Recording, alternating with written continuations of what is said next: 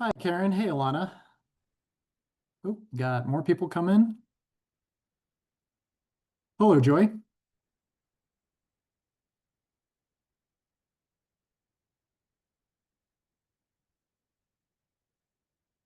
Uh, we are going to wait for Michael to join. Just so you know, I'll give a brief introduction to the SPS meetings, to Michael's presentation, and then he's pretty much going to just take it off. If we're going to hold questions and comments for the end, things should be about 45 minutes or so. And if anyone has any like particular comments or statements that they want to make that are very timely, you can just send them directly to me by message. So thanks for all coming. I'm excited and hope this goes well.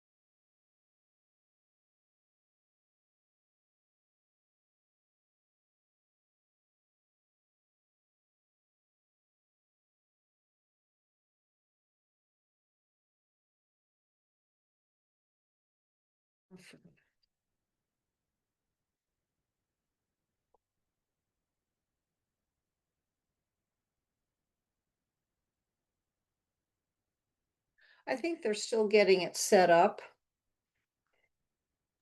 We are, yes. I'm waiting for Michael to join us. He has the presentation How on do I the control computer. the volume? And then once Michael joins, I'll give a brief introduction and then we'll begin. Right. These arrows. Yeah.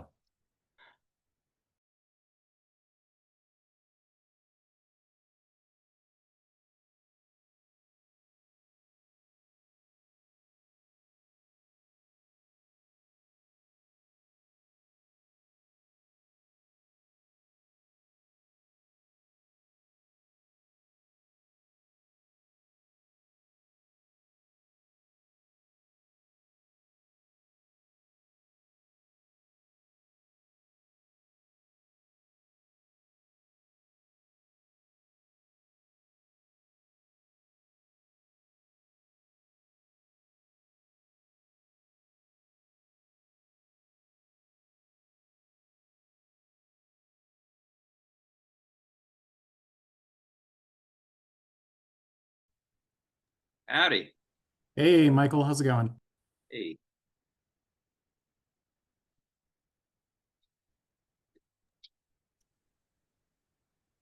Well, Michael, so far we have a crew of eight, and my wife is listening in the room with me. So really, you have nine at least.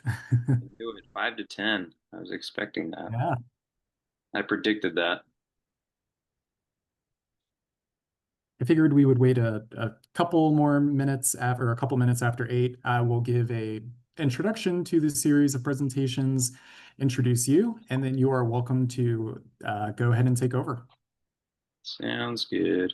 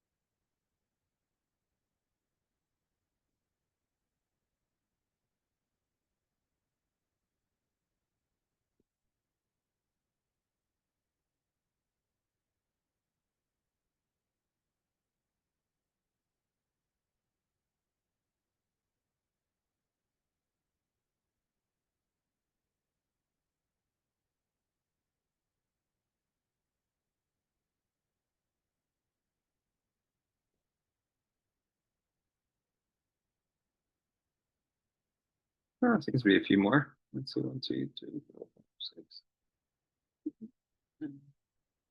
Hey.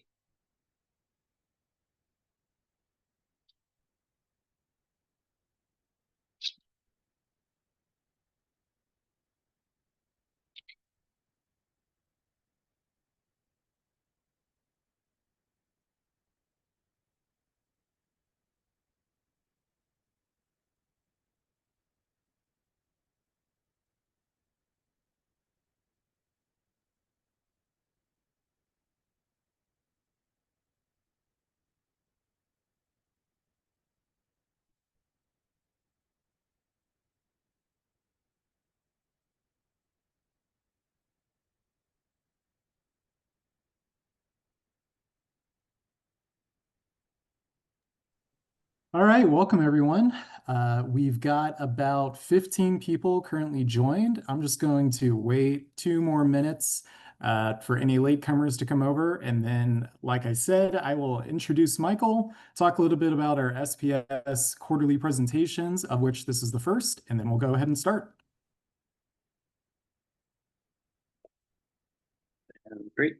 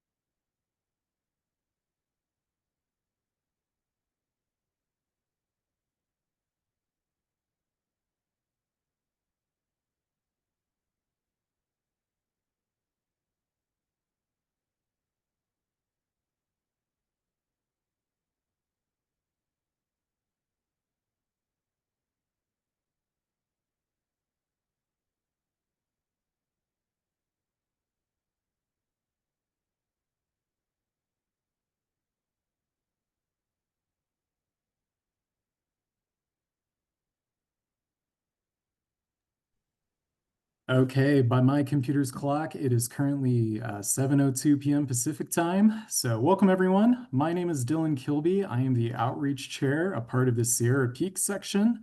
If this is your first time participating in an SPS event, you saw us on Instagram or Facebook. SPS is a continuation of the mountaineering activities of the Sierra Club. Sierra Club was originally formed as a California-specific mountaineering society, and we like to think that SPS is the continuation of that to the present day.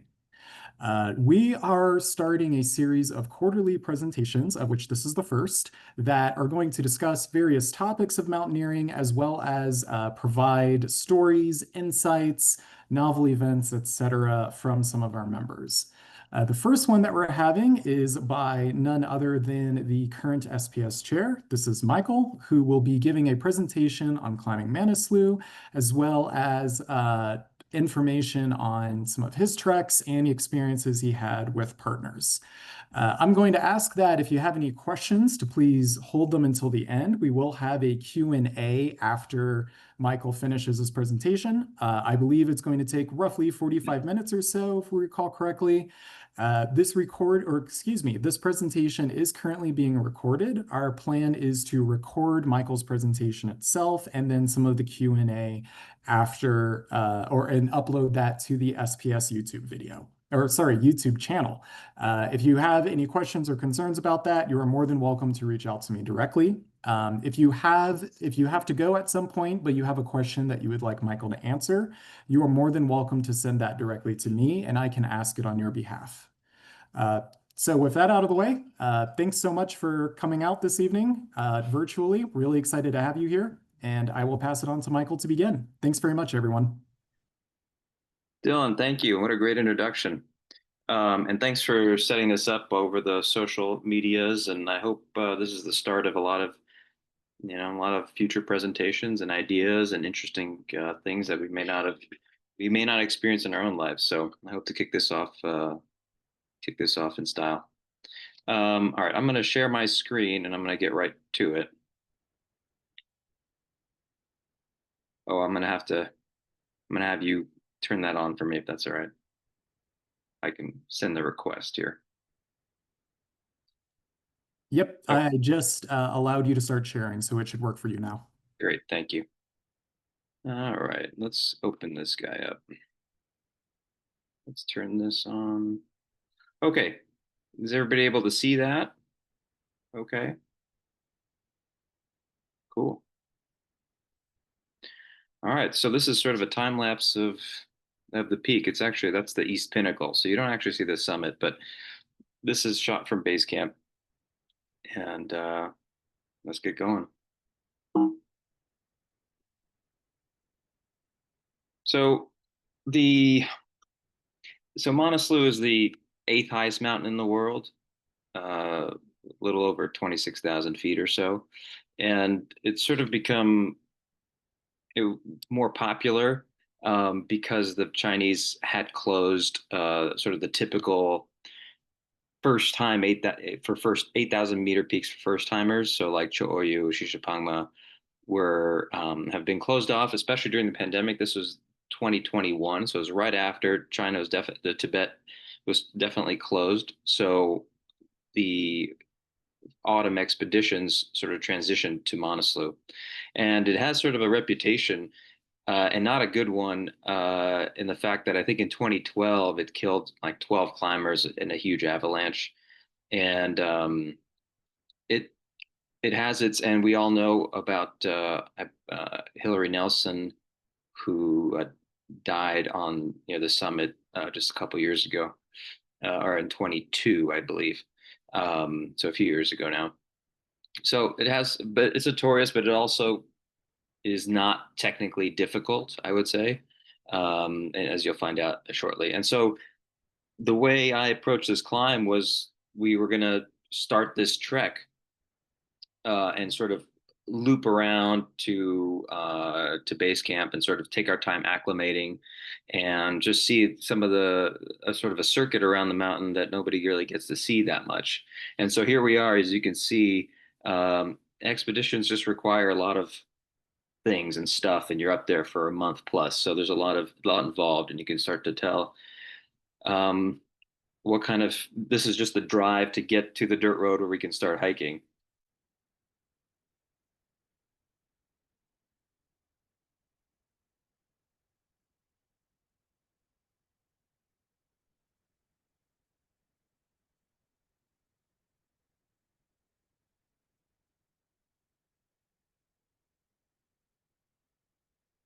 So it feels a bit Indiana Jones-ish, or Universal Studios. If you ever, back in the day, used to take those rides, used to go in water. So it felt kind of like that, but with, I think, more real consequences.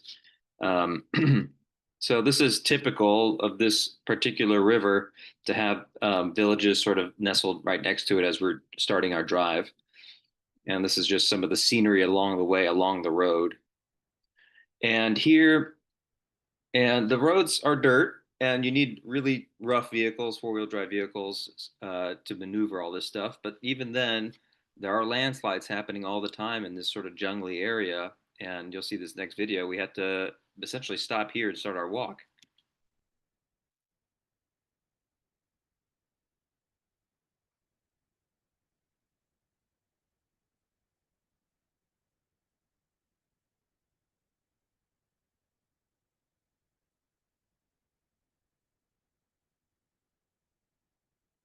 And so we did.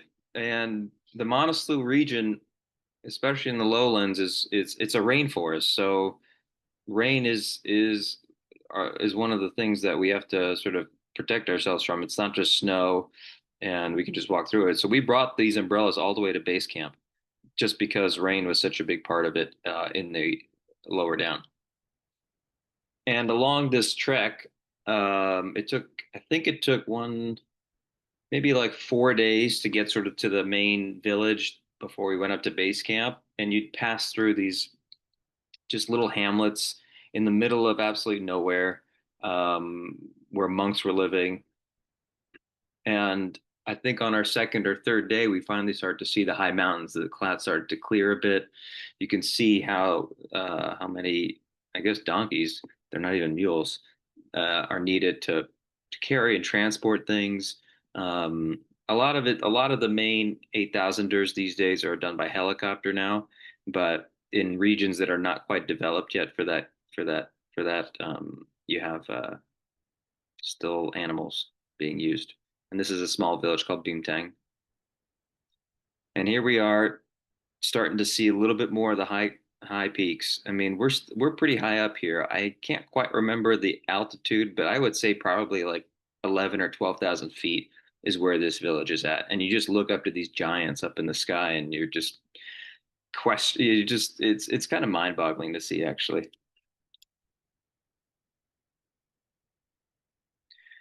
And here's some more of the trek. I mean, these a lot of unnamed peaks, a lot of glaciers, and it's quite powerful to be just walking in its midst.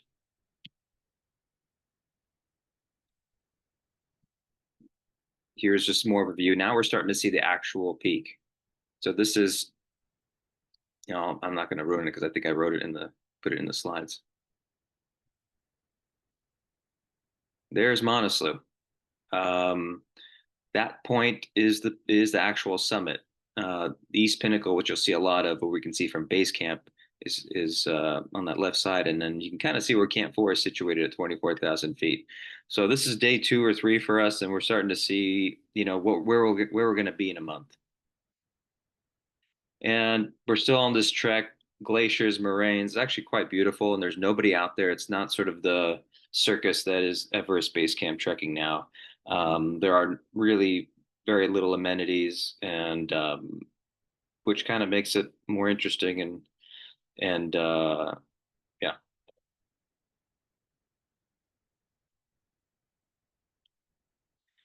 one of the passes that we had, the one pass we had to cross, this is about 16,000, a little over 16,000 feet, maybe 16,700, I want to say. It was in a cloud, so we couldn't see much, but this is how you acclimate. You just go up these passes, and you try to, temper your walking speeds, and go slow and sort of enjoy the whole experience. And that particular pass drops you down to really close to Tibet, where if you sort of get to this T junction, and if you make a left, you can walk 2 or 3 hours. It's kind of, I think, a very well-known footpath to Tibet. But we hooked on right and continued down to a couple villages.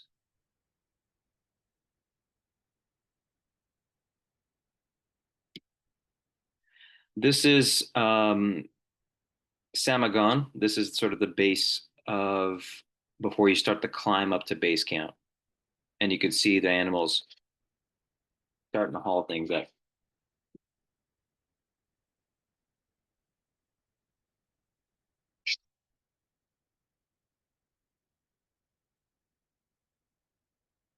And you can see the porters. God knows what's in that thing. I assume of some type of mattress of some kind. This is not our porter, but there are a bunch of teams starting to head up to base camp, and you can see the use of the umbrella. It's quite muddy, steep switchbacks, and these porters are hauling a lot, and it's pretty remarkable what they can fit on their bodies. Whether that's heavy or not, I'm not quite sure. I'm sure it is, but just to even get that fitting is pretty remarkable. And here's the view from base camp. One of the only 8,000ers where you don't camp on the glacier. You're on the moraine, so you're on dirt. There's no ice shifting underneath you, like there is on many of the others. And you can start to see this is actually in this day and age, just 4 years later, pretty small. This is not a big camp. Now it's maybe double or triple this, just because of how popular Manaslu has gotten over the years. But this is the 1 year after the pandemic, sort of the start of the pandemic. So even getting the permits was difficult, and there weren't that many people going up for it. And even it snows up here. This is at 16, a little over 16,000 feet. So this is going to be our home for quite a bit. And so we spent the first few days here not doing anything, just acclimating and maybe walking around. We separated ourselves from the rest of the other teams because COVID was such a rampant thing still. And so the last thing you want to do is, sort of pay for an expedition, spend the time, money, time off to come out here and get sick. So we kind of isolated ourselves from other teams. We didn't interact. We didn't go to other camps and say, and mingle. We sort of kept to ourselves, which made it an interesting experience. And here's our camp. And so we each had our own little North Face tent. Well, not little, it's a 3-person tent for each of us, which was really nice. The big yellow tent on the right hand side is our mess tent, or was the kitchen tent, excuse me, where they would cook all food, and then that round dome in the center is our where we all met for dinners, lunches, briefings, gear, stuff, whatever the case may be.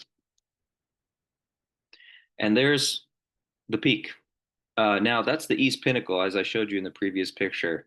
And so this is our view from camp. Um, pretty much as long as there were no clouds in the air. And you get to see sort of everything.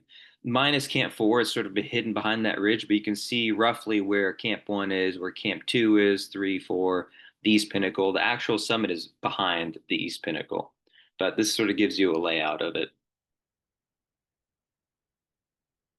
And before tackling any mountain, really, in the Himalaya, these pujas are performed. They're sort of ceremonies, offering things to the gods for safe passage. And this is done fairly regularly. And a monk from the nearest village comes up and performs these ceremonies. Here's a little video of it.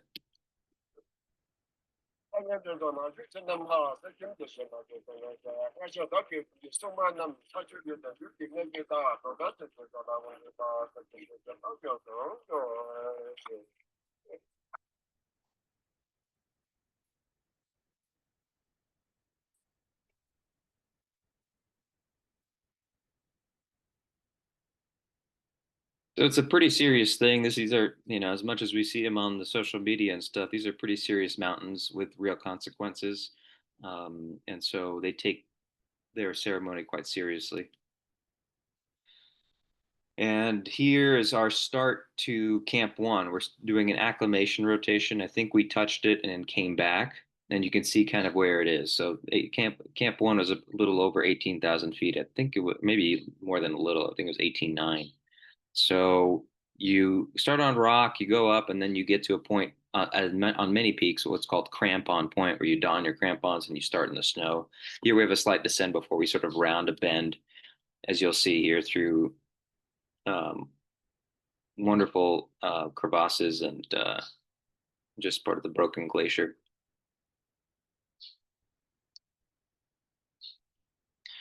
And here's Camp 1. This was the next, I think, that morning or the next morning where it snowed a little bit. And just, you know, wonderful views.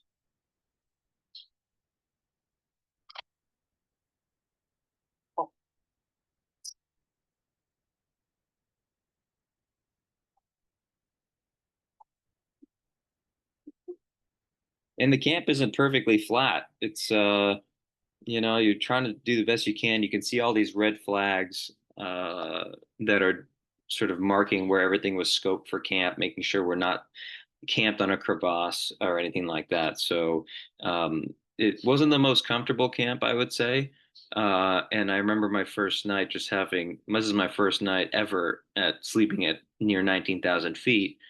And I had a massive headache that first time up there. And I didn't take any medications or drugs or anything like that. You just sort of grin and bear it and do the best you can, assuming there's no like assuming it goes away, you don't have any major repercussions. It kind of sucks sleeping that high. And I say sleeping in quotes because there really isn't much of sleeping. You're just tossing and turning, and it's cold, and you're just trying to do the best you can. You have no appetite. So this is sort of the acclimation process.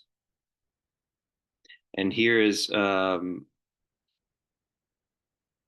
this is still Camp One. Just stunning views, though. I mean, you're in a different atmosphere. I mean, it's the same atmosphere, but you're like, it feels like a different world.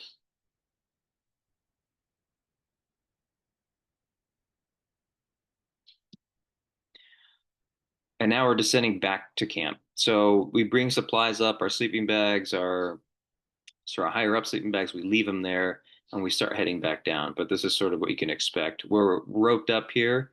Um, or actually, I guess it's fixed lines.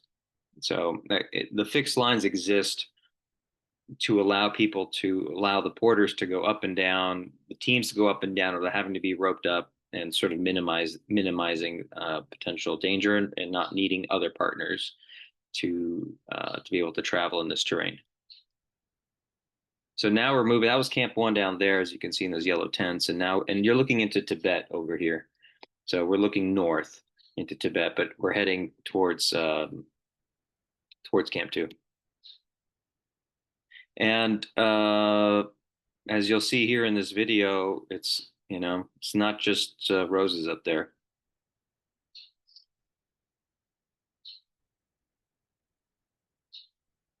That's just an avalanche coming down and some random chute. You can see the streaks in the bottom. Yeah.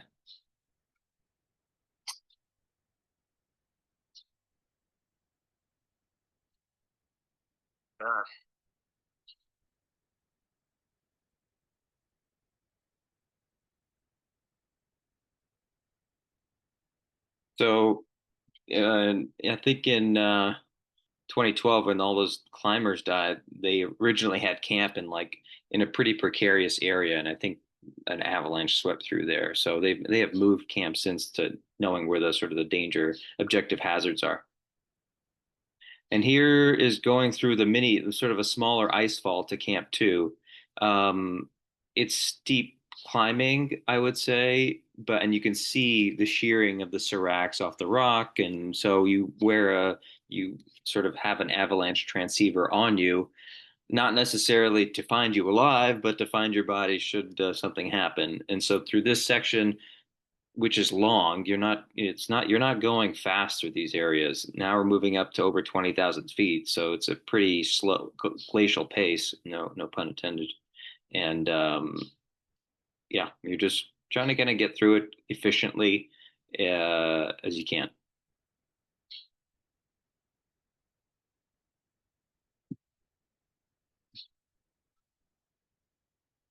And there were some crevasse ladders that existed on these sections, and you're still carrying weight. It's not like the porters are doing everything. You're carrying some of your own gear, a lot of your own gear actually.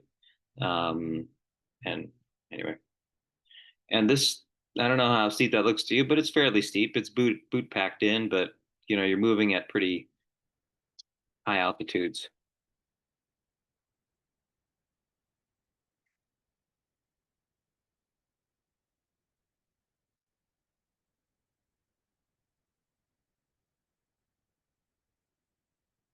And here's some more of that steepness stuff. So even though there are fixed lines, you still got to do some vertical style climbing. So, for example, this section where there's sort of a chute. I remember there was a section, this particular section near the top, where you had to be, they rigged floating ladders. They like roped two floating ladders together to be able to get through this awkward section with your pack. Completely exhausting and tiring. I remember getting to the top of that and just panting for like 5 minutes, trying to catch my breath. Um, yeah, it's grunt work at the highest level, so to speak.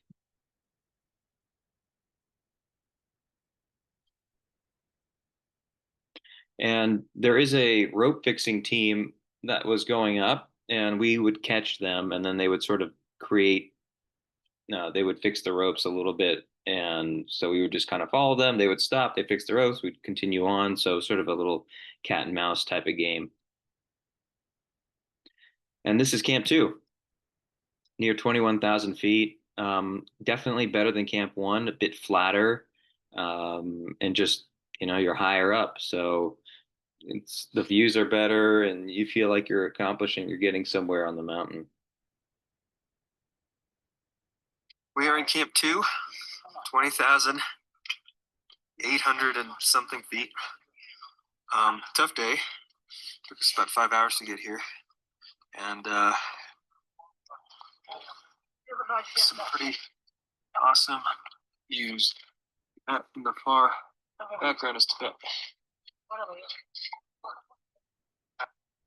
And anytime you're in the shade there, it looks pleasant, but it's freaking cold. And we're on the north side of the mountain, so we get a lot more shade than more stable snow, I would say, but definitely more shade and more cold. Um, just in general, the sun goes down pretty fast. And this is sort of the view from Camp Two in the morning or in the evening. Actually, I can't really remember.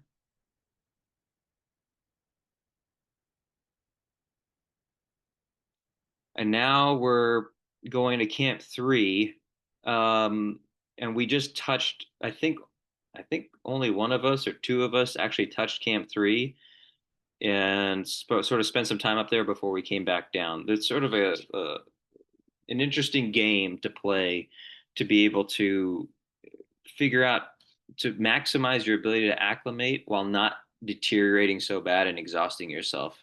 And everybody's individual, and everybody comes from different backgrounds and has different experience, but you're trying to walk that line where you don't want to tire yourself out completely for the summit push, but you also want to be able to acclimate and hit new altitudes. And I was attempting to do this without oxygen, and that was my intention. So getting higher for me was important. On commercial expeditions like this, it's a bit, they just want you to get you to the top. So the acclimation schedule isn't quite ideal for somebody trying to do it without oxygen. This is Camp Three. This is 22,000 feet. It's not much higher than Camp Two, but when you get to these altitudes, it's exponential. So 1,000 feet to us going from 10 to 11 won't feel like anything. Going from 21 to 22 up there is a huge leap, and it gets even harder the higher you go up. And now we're donning our down suits. So now we're moving camp. So we hit Camp Three, came back down, and we repeated the process. I think a second rotation, and now going for the summit push. And now we're moving to Camp Four, which I thought Camp Three to Camp Four to me by far was the hardest move, the hardest transition. Um, it took maybe 6 or 7 hours, really intense, hitting a new altitude for the first time you'll see at Camp Four, more technical than anything we had previously done, really tricky. And when you're tired and exhausted and going up really steep stuff or uneven terrain, it's quite draining. And so you can see somebody in this picture in the foreground here. He already has an oxygen mask on. So the sort of thing about the 8,000 meter game is it's your own game. You can do whatever you want. You can put oxygen on early if you pay for it. You can have people schlepping your stuff up. It's sort of unregulated. It's the Wild West of mountaineering. There's no, I don't know if the ethics are where they need to be. And it's really hard to pass people at these altitudes. You're not really passing anybody. It's exhausting to pass anybody, so you just don't. You just sort of take your time. You're trying to conserve energy for the summit push, and for the especially summit day. And remember, you got to get back down. This is Camp 3 was way down there. All right, so we're at near 24,500 feet, and we're approaching Camp 4. You'll see the next slide in a moment, about where it was on our trek in, but this was a new altitude for me, and to be able to try to sleep up here was, I would say, on the miserable side of things. And you can see early on during the trek where Camp 4 was and where the summit is and the East Pinnacle. I just brought this slide back because I thought it'd be interesting to see from a faraway perspective. So there's the summit. It doesn't look that far, but it really is. It's still 2,000 feet of gain at these altitudes, and there's still quite a bit of ways to go. So it kind of looks much closer than it really is. And for me, we didn't really get to touch this altitude except for the summit push. So when I got up here for the first time, I was, I don't know, lethargic. It was hard to even see straight, kind of. It was, the lack of pressure up here, the partial pressure of oxygen is way, way lower. So it was difficult to just even do simple tasks.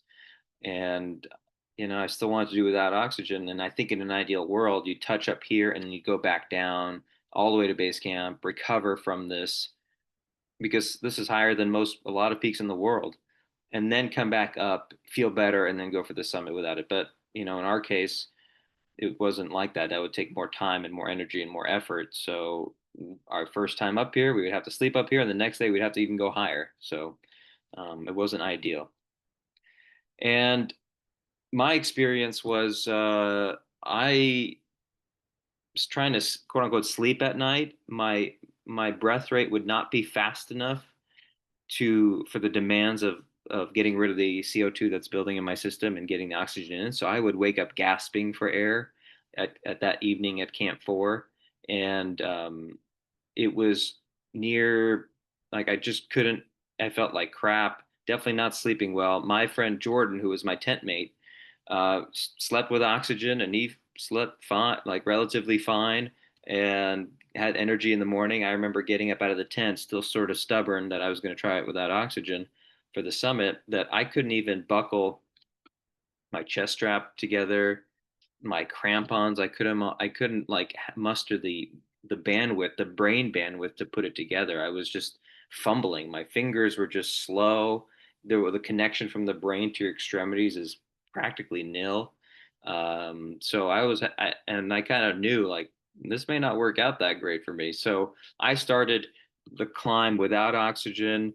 Um, I made it maybe 100 feet, but I was moving maybe a quarter of a mile an hour or something like that, ridiculously slow. And the slower you go, I wasn't generating enough body heat, very cold, and my hands. I remember my hands were numb, my feet were getting numb, and the prospect of climbing 2,000 feet was just out of the question. Like, there's no way I could do it without oxygen.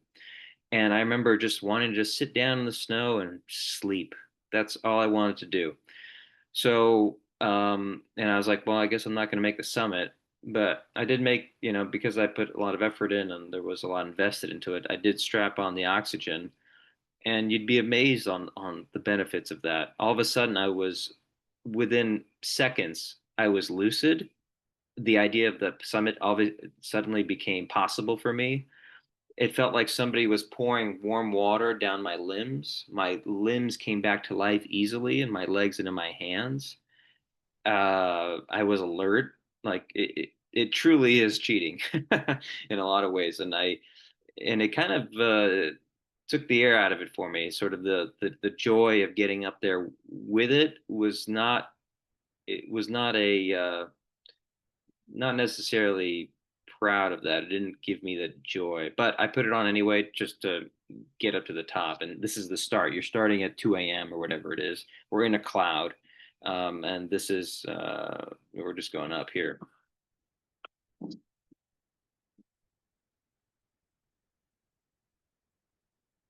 I'm sitting in the snow, just tired, no idea where, like, what altitude I'm at.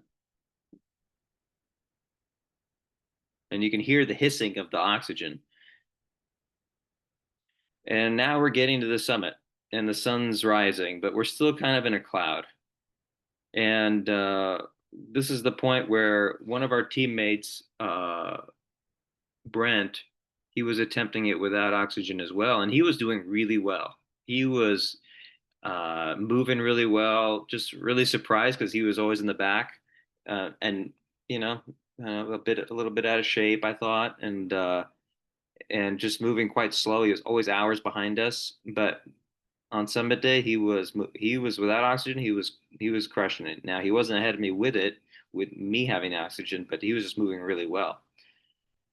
And this is sort of he's behind me at this point. And this is the summit ridge. Now there was a New York Times article that came out maybe a year after this or that same year that talked about, did Reinhold Messner summit all the 14 8,000-meter peaks? Did he hit the four summit, or did he hit the true summit? And Manaslu was sort of this one question mark, one of the question marks.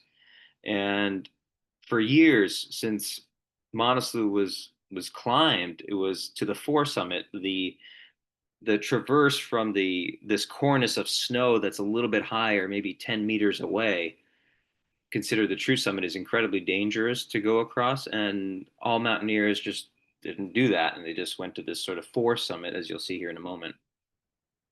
Up to that point, now this guy on another expedition, on Nims's expedition, that's the same year, somehow took a drone up there the day before, the day after this our summit, and he got some really amazing aerial footage, pictures of what the angles look like, where the true summit is or the four summit is, that sort of thing. They're a little grainy. They're not the sharpest things, but you'll see them in a moment. And this is the last little bit to the four summit, and you can see all the prayer flags and the Nepalese flags. And that this was the end. This was our summit of the expedition, and I took barely any photos. Everything died. The batteries absolutely died quickly because it was so cold. And you could see that same picture back here. It's in a cloud, but you can see the sheer steepness of it. And you can see the pinnacle, where the four summit is and where the true summit is. It's really not that far apart. And that true summit, because Manaslu was typically done pre-monsoon season. This is post-monsoon season. All this was usually, the snow would not be covering all this up. There'd be some rock there, so you can kind of tell.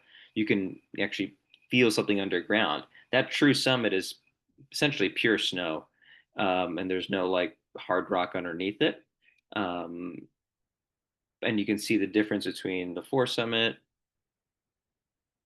and so that year was the first year that this team on Imagine Nepal decided to try for the true summit, for the true summit. So they descended and kicked steps in sugary, awful snow, and went direct up to the summit that way. You can't really just go straight on the ridge. It's way too corniced and way too dangerous. So they attempted this way, and I believe some of them got to the true summit. So I didn't. Unfortunately, there's the East Pinnacle on the left. I did not get to the. I didn't see these views. Unfortunately, I was sort of in a cloud. And the tragic part of it all was on the descent.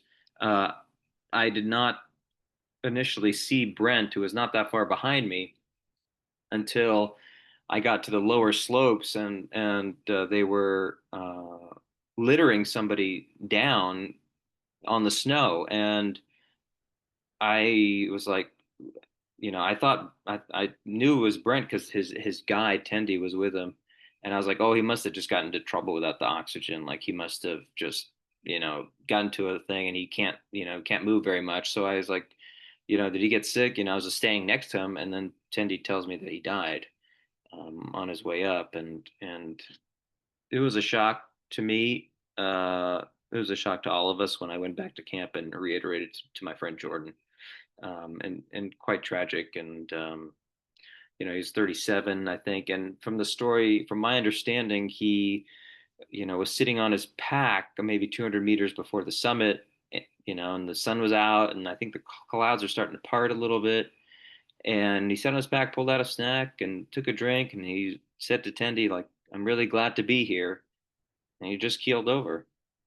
And um, and he just died almost immediately. I think, I don't know if it was a stroke, heart attack. Nobody actually quite knows, but Tendi and a couple other Sherpa were heroes. They were, I mean, you don't rescue people from this altitude ever, in these peaks, and they were able to lower him and all the way down to Camp 3 somehow. I can't imagine the type of work, but he really, Tendi, who was our lead guide, was really felt like Brent was a brother to him, and he just couldn't not just leave him up there, because usually leave him up there and then they would come the next season and maybe with a lot of Sherpa and a lot of money, get his body down. But he was, they sort of wrapped him up with sort of a foam pad type thing, and were able to lower him down. And it took the life out of the whole expedition, obviously, like, and all the joy out of it. It just sucked, to say the least. And at that point, when I told Jordan in the tent, he was in complete shock because we had seen him moving. He was moving really well, and we just wanted to get the hell off the mountain. To be honest, we didn't want to be there anymore. So that day, on summit day, we decided to go all the way down to base camp. And this is sort of the many rappels that one has to do. This is our, I don't know, 14, 15, 16. I have no idea. And you just had your teammate pass away, and yeah, it's a interesting experience.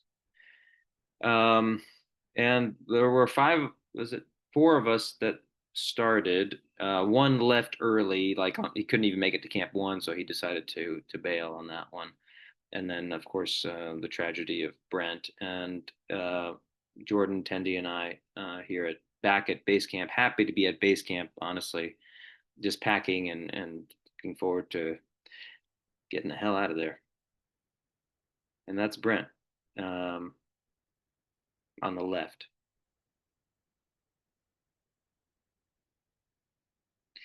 And so we originally were intending to hike out of base camp and go back down to the village, but I think given the circumstance, we just wanted out, so we took a helicopter from base camp, and it was it was an awesome experience to be in that helicopter, just flying through these massive valleys, and you'll see these villages perched on the edge of, I don't understand how they get there or how they get what they grow, how they get supplies. Like, man, this is out there. And that's it.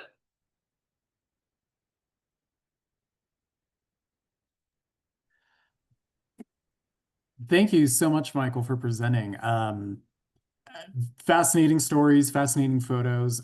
Really, really excited and stoked that this is the inaugural of the SPS presentations. I'm now going to open it up to see if anybody has any questions that they'd like to ask. Probably the easiest way to do this is on Zoom. There's a feature where you can raise your hand. That way, where people don't unmute and talk over each other. If you have a question that you're not comfortable asking directly, again, you're more than welcome to send me a message. I have a question that I think most people are going to be curious about, Michael, just to kick us off. And what was your inspiration for doing it without oxygen? Is there an ethic or something behind that these really high altitude mountaineers are pursuing? That's a good question. I think it was my own personal fascination with how high could I get without it, and to see how my body would react to that. I think doing the ultra distances and running or whatever is sort of the similar idea, where what are the limits of my capabilities, and for sure the ethics of it. are part of it. Now I then ended up using it the last 500 meters or so because I needed it, and I found out what my limits were on that day. Thank you. Uh, with that, we'll open up the floor. Anyone have any questions that they would like to start us off with?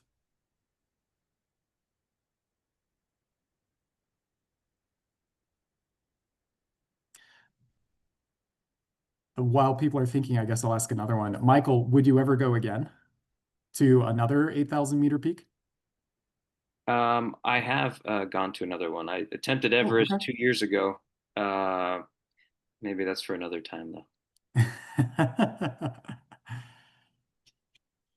I believe I see that George has a question. George, go ahead. George, you got to unmute yourself. Now, can you hear me? Yes, Did Brent use oxygen at any point on the climb? he did not. You think that was a factor in his? I can't speculate, but I think it's easy to say yes, but we don't really know. They did an autopsy on him, and I don't think it revealed anything conclusive.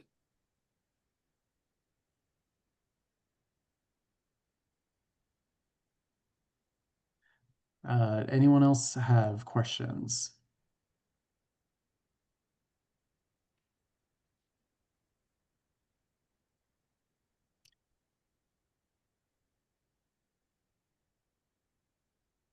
I guess I'll ask another one too that is come to mind is it obviously takes an amazing amount of preparation in order to pursue an 8,000-meter peak. It takes a ridiculous amount of resources, time, energy, money, etc. Are there any, like, how do I put this, efficiencies that or lessons learned from that preparation and logistical side that you have applied to other climbs or that you believe would be something appropriate for sharing for us? Hmm. 8,000, the 8,000 meter game is so unique and so different than any other type of mountain game in the sense that you spend so much time not moving because you have to acclimate to the new altitudes. Um, and I think that is a game I personally have found to not be that interesting.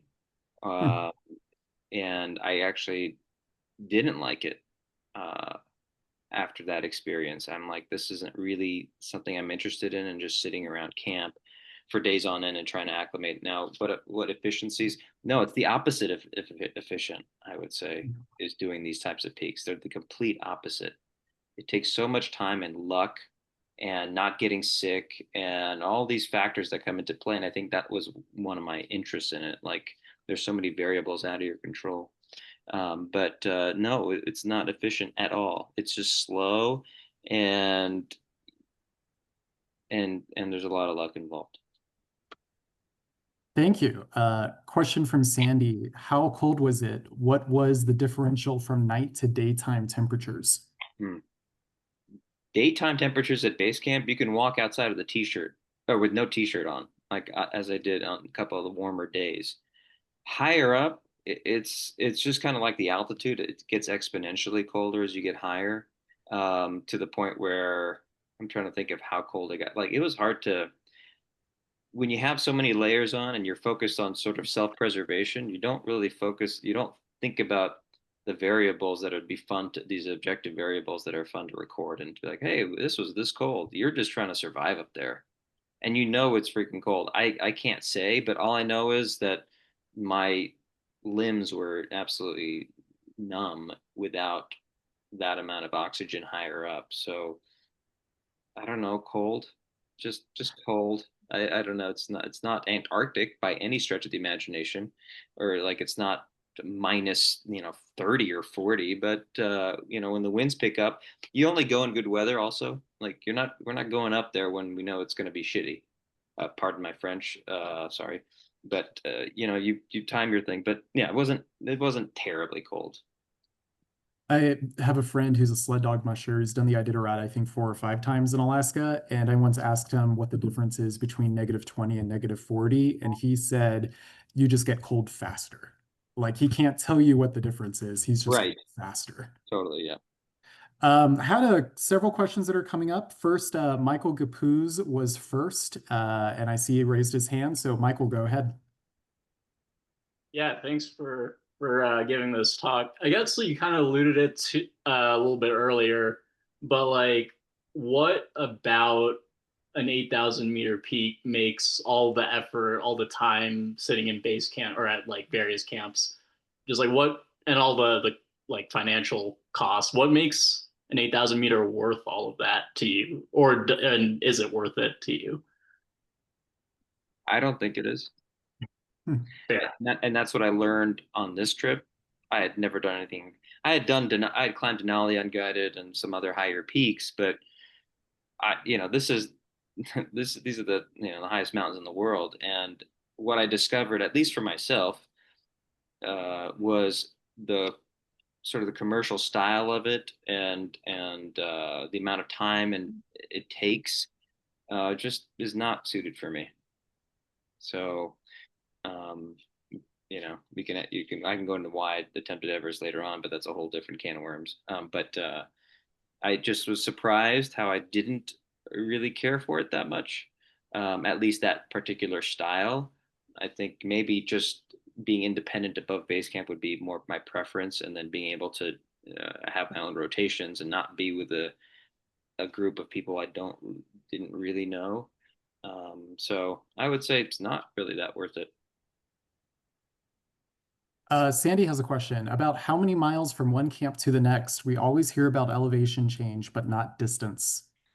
Distance is unimportant out there. It's quite close. It could be 1 to 3 miles, not even 3 miles, maybe 1 to 2 miles, if that.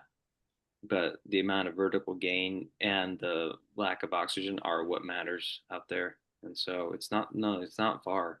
It's not far at all. Maybe a half mile sometimes just from one camp to another, but there's a lot of gain in between and just, yeah, it's the altitude. A question from Climbing Reject. Great name. What were you eating mostly for calories when you didn't have an appetite at altitude? Ooh, great question.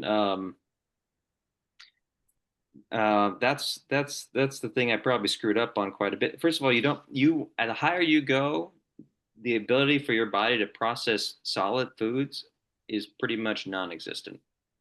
Like you want simple sugars, liquid calories, and that is I think the pretty much the most efficient and only way you can sustain yourself up there. And I did not do that. I didn't eat very much, if at all. I don't think I ate on summit day. It's hard to take care of yourself on many levels up there. And I didn't realize, and this was also a learning experience. I didn't realize that taking liquid calories with me and using that as my primary fuel source would have been probably a great thing to do. But you're brain addled and you can't focus that much, and just sort of like this is how people learn, I guess, and you're deteriorating above 17,000 feet. You cannot make up in any way the calories that you're expending, and so you're literally shrinking and getting weaker over time, regardless of how much you eat. So I would say I'd be like liquid calories is the way to go at higher altitudes. Yeah. Question from Annie and Eric. How long were you on the mountain total? I think 32 to 35 days. I guess that includes the trek, so I can't really say on the mountain. Sorry, D. Scholl, I believe you have a question as well. For whatever reason, some of the hands aren't coming up on my screen, so my wife is letting me know if I've missed something. Hi, Michael. I know you did Denali, and I've heard that altitude in the Arctic is different than altitude in more in the tropics. So, like Right. at 2,000 feet, did you feel stronger in Nepal compared to? Oh God, no. Denali is what is it, 20 and Yeah, change. I but mean, it's an yeah, altitude. yeah. I don't know. I don't really buy that. Okay. I mean, there probably is obviously some physiological and science based to that, but I did not feel like it was easier in Nepal by any stretch. A question from Sarah. What was the total cost of the trip, including gear? Oof. Let's see, for commercial expeditions, and it depends how much you, let's see, how much oxygen you use, how much help you have. It ranges from anywhere from like, you can probably go as low as $10,000 to 30,000. Probably in that range of the expedition itself. It just depends how much, this, it's like I said, anybody's game. If you want to hire extra Sherpa, extra oxygen bottles, it's just going to increase the price of things. You want to go with a higher end expedition that is well known, they market themselves well, or do you want to go with the Nepalese based company that's just kind of like, yeah, maybe you'll have some support with somebody who's been on a mountain before. It's anybody. You can go the spectrum. You can go Cadillac to Pinto, like, so it's in the thousands. It's in the many thousands because the permits themselves for these 8,000-meter peaks are incredibly expensive. I mean, just Everest alone for the permit, I complained about paying $11 to go in the Sierra. It's $11,000 for a permit on Everest. So they know what they got. That $11 permit in the Sierra always feels a lot worse when I forget bringing cash with me and I get to the trailhead. Uh, so you mentioned a little bit about the application process and getting the permit process. What exactly was that like? I assume most people on the call are not familiar with the process of or knowledgeable of that, the fact that there is an application you need to put in to get on one of these peaks. What was that like for you? Well, I didn't do any of the legwork. The company that I Oh, great. hired did the legwork, and that you pay. They will, because they have, this is the complexities of government and bureaucracy in Nepal are uh, are more than we care to can handle, perhaps. So they know, they deal with all that stuff. You'll always have a somebody to do with that kind of thing. And I guess kind of a follow-up question, a sort of semi-wrap-up question is what other alpinism or mountaineering goals do you have right now? Is there anything on the agenda that you're looking for? Obviously, you're chairman of SPS. Is there anything in the Sierra that you're considering? Oh, well, finishing the list is priority between, soon. And I'm actually going back to Nepal in late October to climb a couple of non 8,000-meter peaks out there. So that's on the agenda in the short term. Excellent. Yeah. Does anyone else have any questions? And again, for whatever reason, some of the hand raising isn't showing up on my screen. So feel more than welcome to just put it in the chat if you're curious.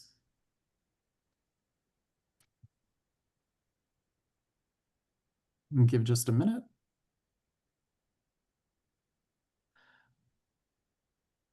Well, all right. Michael, thank you so much for being here today. Really appreciate you and everyone else on this call taking an hour out of their evening to join us to hear about your story. We appreciate your candor and your honesty about what the experience was like being on an 8,000-meter peak. I think you alluded to this earlier. It's so common to see celebratory posts on Instagram or the incredible towers of Annapurna 2 and 3. And it's kind of refreshing to hear someone be like, oh, this was really, really, really hard. And people should know that. Yeah, and I've had more joy on some Sierra peaks than I did on that peak. So, it's not height dependent. And I just want to thank everybody for taking their time and coming and listening to this. And I hope it was informational or educational. Absolutely.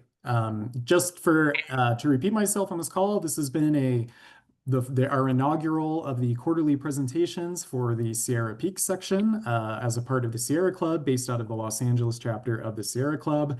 Thank you everyone for being on this call. We will be posting the presentation and the Q&A section on the SPS YouTube account. So if there's anything that you missed, or if you came in a little bit late, you will be able to see the entirety of the presentation there. Thank you so much. We will be in contact about what our next presentation will be, and have a great night. Thank you again, everyone. Thanks, Dylan. Take care all.